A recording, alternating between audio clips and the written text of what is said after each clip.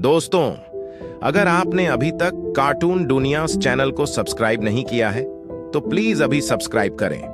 अगर आपको हमारे वीडियो पसंद आते हैं तो अपने प्यार और समर्थन के लिए कार्टून दुनियास चैनल को सब्सक्राइब जरूर करें। अंकित और अनु भाई बहन थी। माँ बाप के देहांत के बाद बड़ी बहन अनु ने दिन रात मेहनत करके अंकित की देखरेख की और उसे पढ़ा लिखा कर पैरों पर खड़ा किया था। दोनों भाई बहन खुशी खुशी रह रहे थे। एक दिन, दीदी मुझे जॉब मिल गई है।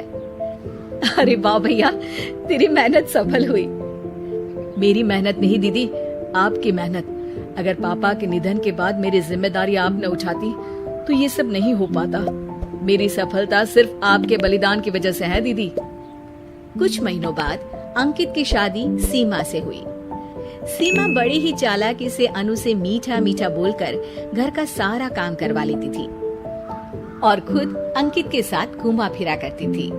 वैसे तो वो सिर्फ खाना बनाने का काम ही घर में करती थी, लेकिन अब उसे उससे भी छुटकारा चाहिए था। इसीलिए एक दिन, दीदी मेरे हाथ का खाना अंकित को पसंद नहीं आता, क्या आप खाना बना दोगी प्लीज? अरे हाँ, ये भी कोई कहने की बात है, जरूर।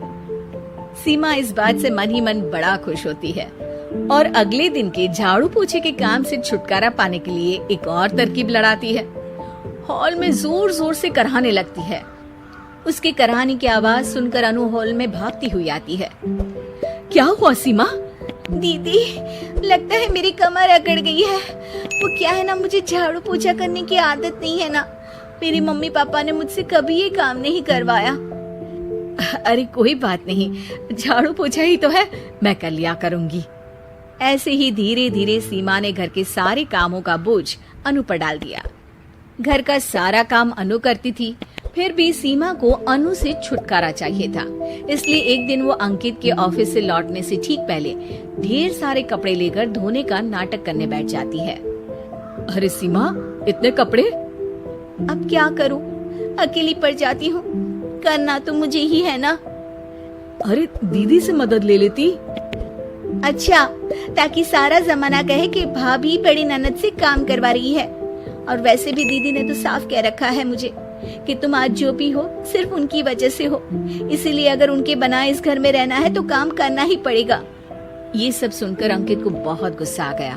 उसने अनु को बुलाकर कहा, दीदी ये घर पापा ने बनाया था और इसमें मेरा भी हिस्सा है और मुझे वो चाहिए। ये सुनकर अनु को बुरा तो लगता है, मगर वो दूसरे ही दिन घर का बंटवारा करने के लिए वकील के पास चली जाती है। वहाँ से लौटते हुए अनु का एक्सीडेंट हो जाता है, जिससे वो दोनों पैरों से अपंग हो जाती है। अब मजबूरन उसकी पूरी देखरेख सीमा को करनी पड़ती है। एक दिन सारे कामों से थककर सीमा अंकित से कहती है, अजी सुनते हो, अब मुझसे तुम्हारी ये बहन की सेवा ना होगी। अगर कल तक तुम इसका बंदोबस्त नहीं करते तो मैं घर छोड़कर चली जाऊंगी। अरे ये कैसी बातें कर रही हो? इस हालत में वो कहाँ जाएंगी? मैं कुछ नहीं जानती, बस कल ये इस घर में मुझे दिखनी नहीं चाहिए। अंकित अपनी बीवी की जिद के आगे हार मान लेता है और अनु को शेल्टर होम में छोड़ आता है।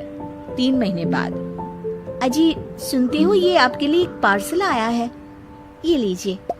अरे इसमें तो घड़ी है और एक चिट्ठी भी है। दिखाइए तो।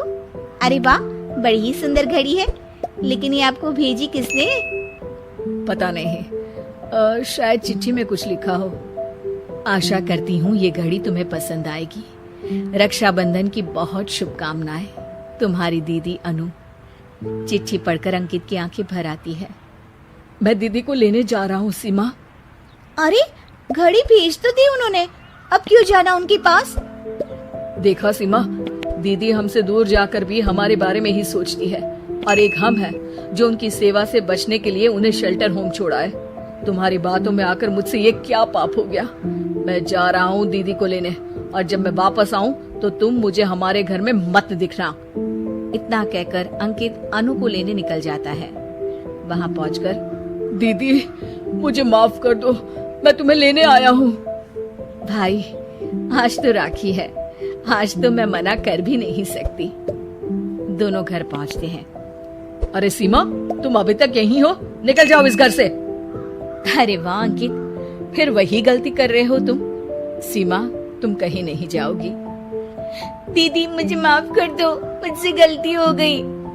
सीमा, आज ये समय माफी मांगने का नहीं है, राखी की तैयारी करने का है। चलो तैयार हो जाओ, तुम्हारे भैया के घर भी तो जाना है ना।